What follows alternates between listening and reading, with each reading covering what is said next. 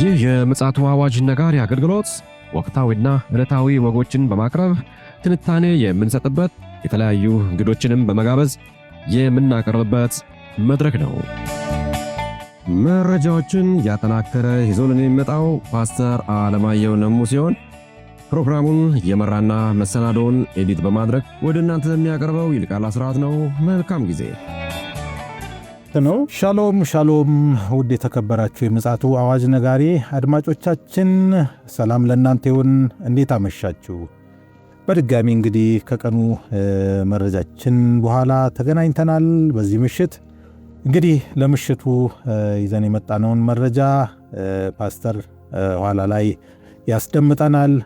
እንግዲህ ዓለማችን በብዙ ተግዳሮቶች፣ በብዙ ክስተቶች፣ በተፈጥሯዊ በፖለቲካዊ መመሰቃቀል፣ በማህበራዊው ቀውስ እንዲሁም ደግሞ በኢኮኖሚውም ይሁን በተለያየ ጉዳዮች በመናጥ ላይ ትገኛለች።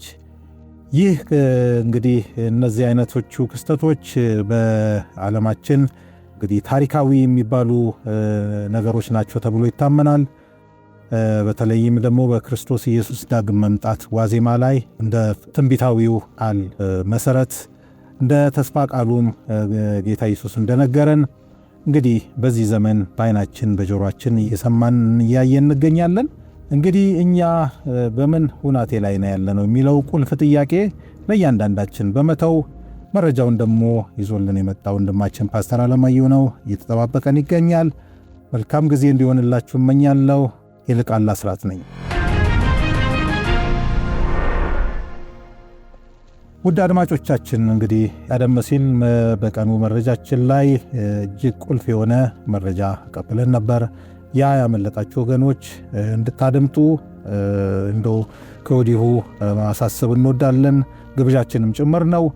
ለሌሎችም እንድታጋሩ በዚሁ እንጠይቃችኋለን። ከሰላምታው በኋላ እንግዲህ በቀጥታ ወደ መረጃችን እናመራለን። ሰላም ላንተ ይሁን ፓስተር፣ እንዴት አመሸ? እንደምን አመሸ ወንድም ይልቃል።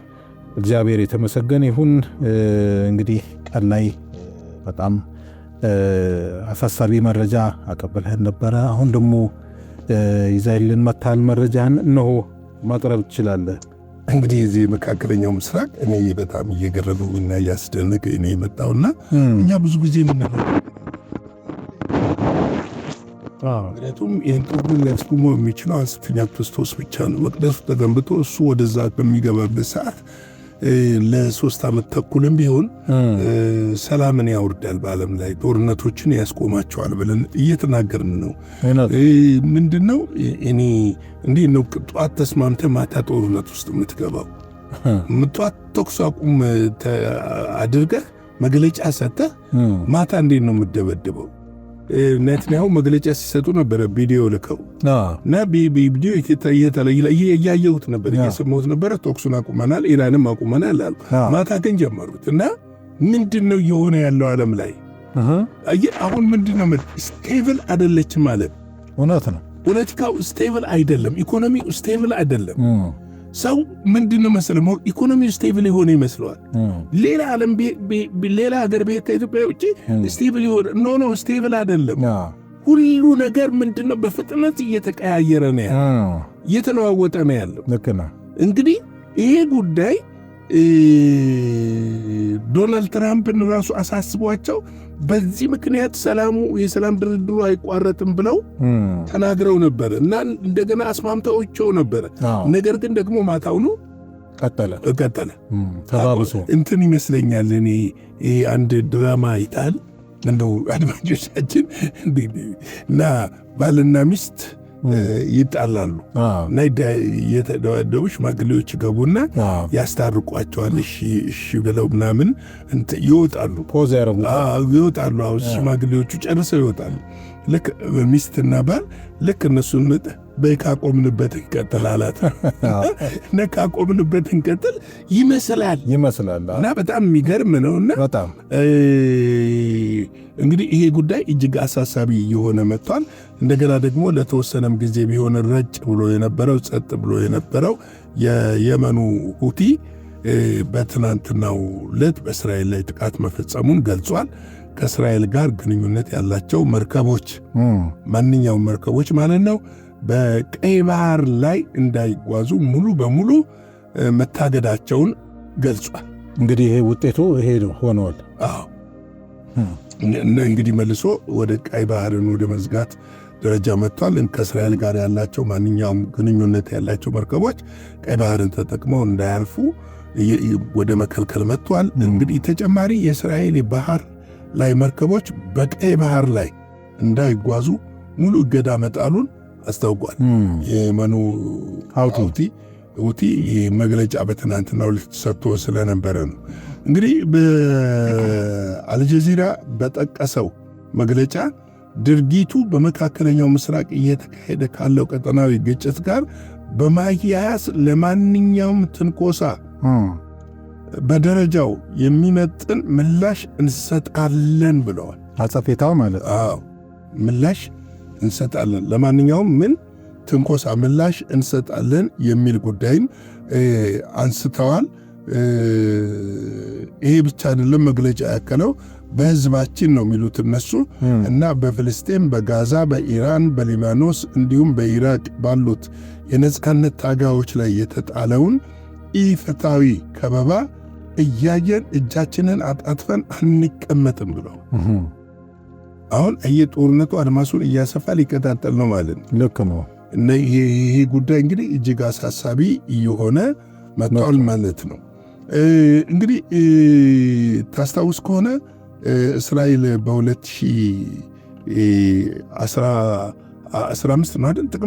ጥቅምቱ ላይ በእኛ ማለት ነው። በእኛ ኦክቶበር የተባለው አሁን ሁለተኛ ዓመቱ አልፎታል። ወደ ሶስተኛ ዓመት እየመጣ ነው ያለው። በዛን ጊዜ ማለት ነው። በዛን ጊዜ ነበር ሁቲ ጦርነቱን የተቀላቀለው። ሁቲ የጦርነቱን መቀላቀል ብቻ አይደለም፣ ጦርነቱን በአብዛኛው በኢንዲያንን አየር ማረፊያ በመደብደብና የብዙ ሀገሮች ወደ ኢየሩሳሌም ወደ እስራኤል እንዳይጓዙ ትልቅ ጫና አድርጓል እና ትልቅ ጫና አድርጓል። እንግዲህ አሁን መመለሱን ነው ያሳወቀው። ወደ ጦርነቱ መመለሱን አስታውቋል።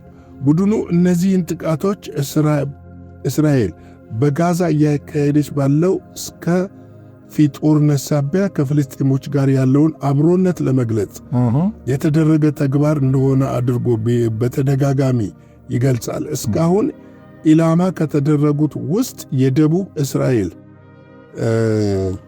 አይሌት ከተማና ለዓለም አቀፍ ንግድ ወሳኝ የሆነውን የባህር ላይ ንግድ መስመሮችን ይገኙበታል። እንግዲህ በዓለም ላይ ምን ያህል ጉዳት ሊያስከትል እንደሚችል እየተገመተ ነው። አሁን ቀላል አይደለም። አሁን ቀይ ባህር ራሱ ባለፈው ጊዜ እንኳን ከሐማስ ጋር እስራኤል ጦርነት ውስጥ በገባችበት ጊዜ ቀይ ባህርን ለተወሰነ ጊዜ ዘግቶ ነበር። ታስታውስ ከሆነ አሜሪካ ራሷ የጦር መርከቦቿን አስጠግታ የመንን ሰንዓን እስከ መደብደብ ደረጃ ደርሳ ነበረ። የተመረጡ ቦታዎችን እስከ መደብደብ ደርሳለች።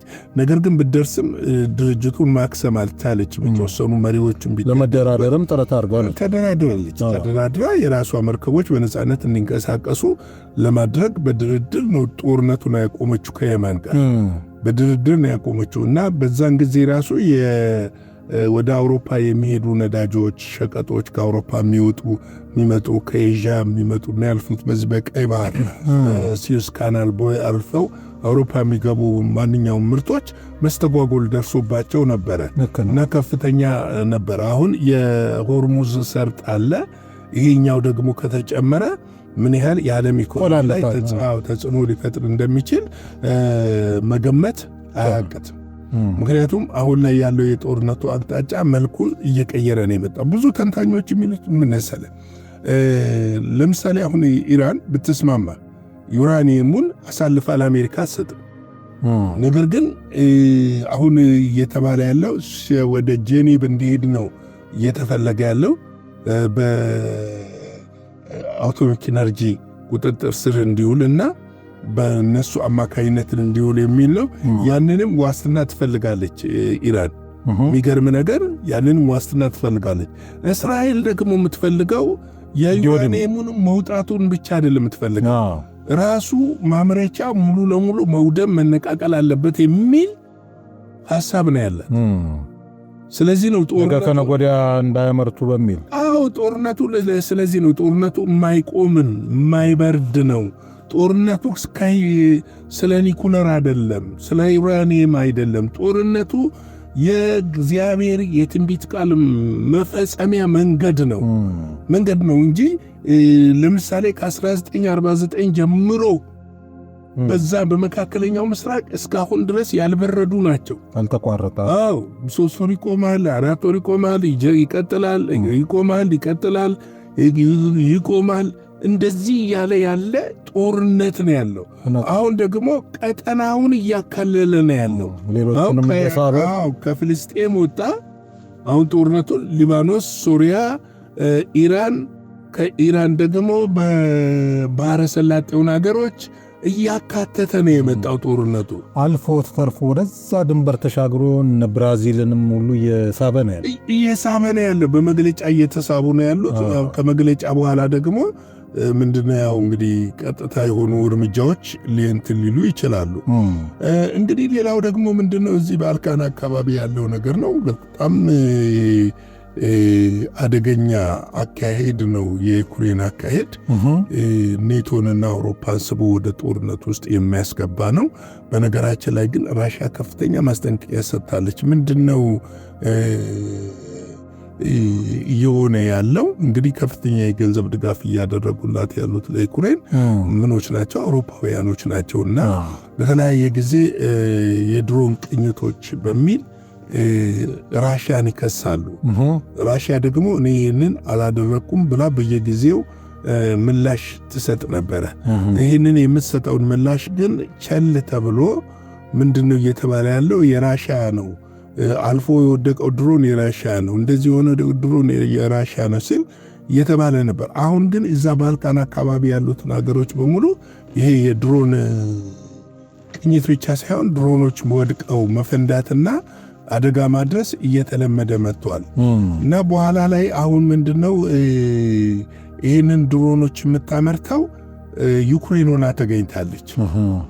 ገብተዋል። ነገር ግን አውሮፓውያን ጣቶቻቸውን የሚቀስሩት ወደ ማን ነው? ወደ ሩሲያ ነው። ድሮኖቹን ግን የምታስወነጭፈው ማነች? ዩክሬን ሆና ተገኝታለች። ለምንድነው ዩክሬን ይህን እያደረገች ያለችው ስንል አሁን ጦርነቱ እየከበዳት ስለመጣ አውሮፓውያን ዳግመኛ እንደ በፊቱ ተነሳስተው እንዲቀላቀሏት ትፈልጋለች። አሁን በጀትም እንደ በፊቱ አይደለም። ብዙ ነገሮች እየቀነሰ ነው የመጣው። ነገር ግን ይሄ እንደ በፊቱ እንዲጋጋምና ኔቶ ጣልቃ እንዲገባ በዚህ ጦርነት እየተፈለገ ነው ያለው። በእርግጥ በአካባቢው ላይ የኒኩለር ስጋት አለ፣ የታክቲካል ኒኩለር ስጋት አለ እና ይሄን ጉዳይ አሳሳቢ እንደሆነ እየተነገረ ነው ያለው። ክስተቶቹ በቅርብ ጊዜ በከፍተኛ ሁኔታ መጨመራቸውን ተከትሎ የአውሮፓ ሀገራት ምላሽ አደጋዎች ናቸው። የድሮኑ ጥሰት የተመዘገበባቸውና በአቅራቢያቸው ፍንዳታ የተደረገባቸው ወይም የተከሰተባቸው የምስራቅ አውሮፓ የኔቶ አባል ሀገራት በበኩላቸው ድርጊት ሆን ተብሎ የተደረገ ጥቃት ሳይሆን በጦርነት ሰበብ የተከሰተ አጋጣሚ ወይም ድንገተኛ አደጋ እንደሆነ ገልጸዋል። አሁን ይህንን እነሱ ምን አድርገዋል? ይህንን ገልጸዋል። ይሄ ድንገተኛ የተደረገ ነው የሚለውን ነገር ነው እነሱ እየወሰዱ ያሉት። ነገር ግን የሚገርም የዩክሬን ሰው አልባ አውሮፕላን ድሮኖች ናቸው ወደ ሰሜን አትላንቲክ ቃል ኪዳን ድርጅት ኔቶ አባል ሀገራት የአየር ክልል የሚያደርጉት ድንበር ተሻጋሪ ጉዞ በከፍተኛ ሁኔታ መጨመሩን ተከትሎ በሩሲያና በምዕራባውያን መካከል ያለውን የቃላት ጦርነት አዲስ መልክ እንዲይዝ አድርጎታል። እየተጋጋለ ነው። አዲስ መልክ እንዲይዝ አድርጎታል። ስለዚህ የአውሮፓ ሀገሮች ምንድን ነው ብለው የሚያስቡት? ሩሲያ ነች ብለው ነው የሚያስቡት የአውሮፓ ሀገሮች። ነገር ግን ጥቃቱን ደግሞ እያደረሱ ያሉት እነማን ናቸው? የሩሲያ ሀገሮች የአውሮፓ ሩሲያ ሳትሆን ዩክሬን ነች። እንግዲህ ስጋቱ መባባሱን አስመልክተው ሩሲያ ማስጠንቀቂያ ሰጥታለች። ይህም ማስጠንቀቂያ ጥቃቱን እሷ እንዳልፈጸመችና ነገር ግን ጥቃቱ እነርሱ ራሳቸው ገንዘባቸውን ሰጥተው የሚረዷት ዩክሬን እያደረገች እንደሆነ ተናግረዋል። እንግዲህ በሰጡት እንግዲህ የአውሮፓ ማነው የሩሲያ የታችኛው ምክር ቤት ሊቀመንበር የሆኑት በሰጡት መግለጫ አውሮፓ ሀገራት ለኬቭ የድሮን ማምረቻ የሚሆን ገንዘብ በመስጠት በተዘዋዋሪ በራሳቸው ላይ የሚሰነዘረውን ጥቃት በገንዘባቸው እየገዙ ሲሉ አስጠንቅቀዋል። ይህ መግለጫ የወጣው የዩክሬን ድሮኖች ድንበር በመጣስ ወደ ጎረቤት የኔቶ አባል ሀገራት የአየር ክልል ውስጥ በመግባታቸውና በመፈንዳታቸው መጠነኛም ጉዳቶች እያደረሱ ስለሆነ የተሰጠ መግለጫ እንደሆነ ለማወቅ ተችሏል። እንግዲህ ምንድነው የምንመለከተው መሰለም? ለምንድነው ዩክሬን ይህንን የምታደርገው? ይህ ጦርነቱ እንዲሰራ ትፈልጋል። ጦርነቱ እንዲቆም የማትፈልገው ዩክሬን ነች። ልክ ነው። በግልጽ ለምሳሌ በአንድ ወቅት ላይ የመደራደሪያ ሐሳብ ቀርቦላቸው በዛ የመደራደሪያ ሐሳብ ላይ ተስማምታ ነበር። ነገር ግን ኔቶ እና የኔቶ አባል ሀገሮች ስምምነቱን እንዳትቀበል አደረጉ። ከዚያ በኋላ ማንኛውንም መሳሪያ ከኛ ከምትገዛ አገሯ ላይ ምን አይመረትም ብሎ አገሯ ውስጥ እንዲመረቱ እያደረጉ ነው ያሉ።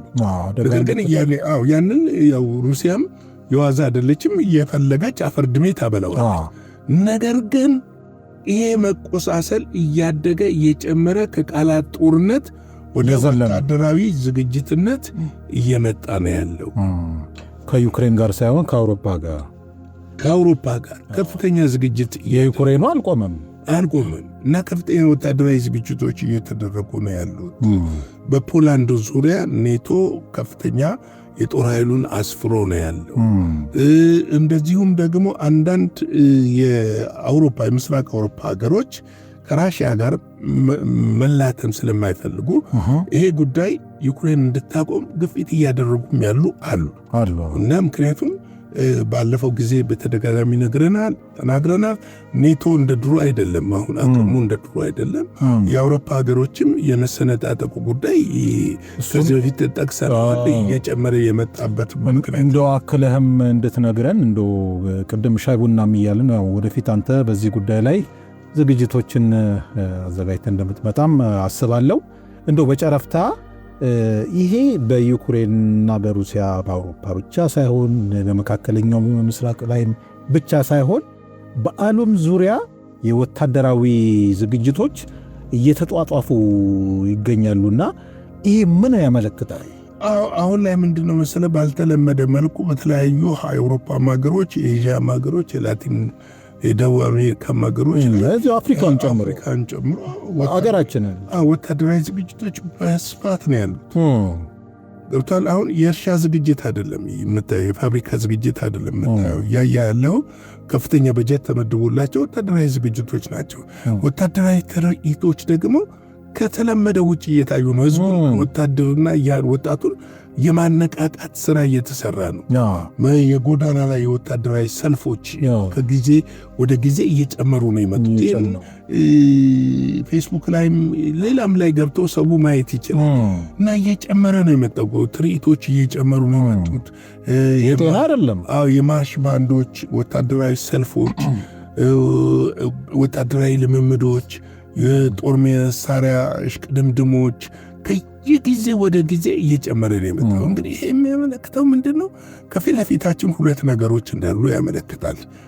አንደኛው የጎግ ማጎግ ጦርነት የሚባለው ወይም ደግሞ ዓለም ሶስተኛ ዓለም ጦርነት ፍጻሜው ጦርነት ተብላ የምትጠራው፣ ሁለተኛው ደግሞ የአርሜጌዲዮን ጦርነት እሱን የፍጻሜው ጦርነት የአርሜጌዲዮን ጦርነት ይኖራል ተብሎ ይታሰባል። እነዚህ አሁን በየቦታው የምናያቸው ትንኮሳ ትናንትና በነገርናቸው በፓስፊክ በተለያየ ቦታ የምናየው ትንኮሳዎችና ወታደራዊ እንቅስቃሴዎች ለጤና ሳይሆን ዓለም በዝግጅት ላይ እንዳለች፣ አውሬው በዝግጅት ላይ እንዳለና ዓለምን አተራምሶ ያው ብዙዎችን ወደ ጥፋት መውሰድ ነው። ብዙዎችን ወደ ሲኦል መውሰድ ነው።